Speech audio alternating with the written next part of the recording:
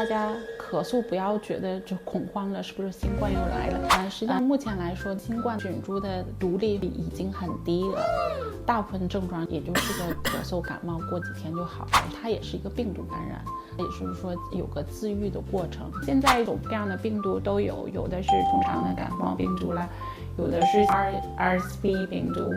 然后还有新冠各种各样的病毒也都有，每个病毒身体反应也不一样。